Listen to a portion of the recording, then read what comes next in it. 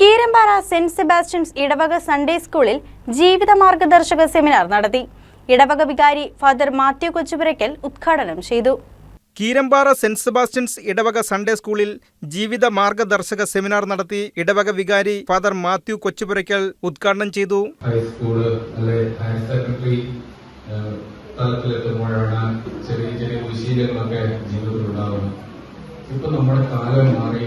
നമ്മൾ വാർത്താമാധ്യമങ്ങളൊക്കെ കാണുന്നതാണ്, 5ാം ക്ലാസ്സിൽ പഠിക്കുന്ന ഒരാളെ കുത്തിക്കൊന്നു, അല്ലെങ്കിൽ അധ്യാപകന്റെ നേരെ വിരൽ ചൂണ്ടി സംസാരിക്കുന്നു, അധ്യാപകരോട് പറയുന്നു നീ പുറത്തിറങ്ങി നീ സൂക്ഷിക്കണം, ഞങ്ങളൊക്കെ പുറത്തുണ്ട്. അങ്ങനെ ഭീഷണിപ്പെടുത്തുന്ന ഒരു സമൂഹം നമ്മുടെ ഇടയിലുണ്ട്. പക്ഷെ നമ്മളത്രക്കാരാവില്ല, നമ്മുടെ ഏറ്റവും നല്ല കുഞ്ഞുങ്ങളാണ് നമ്മൾ. അപ്പൊ നമ്മുടെ വ്യക്തിത്വ വികസനത്തിനും അതുപോലെ കുടുംബത്തിലുള്ള നമ്മുടെ പെരുമാറ്റ പ്രകാരമായിരിക്കണം, അങ്ങനെയൊക്കെയുള്ള കാര്യങ്ങളൊക്കെ നമ്മളെ പഠിപ്പിക്കുന്നതിന് വേണ്ടിയും നമ്മൾ സംസാരിക്കുന്നതിന് വേണ്ടിയാണ് സിസ്റ്റർ വന്നിരിക്കുന്നത്.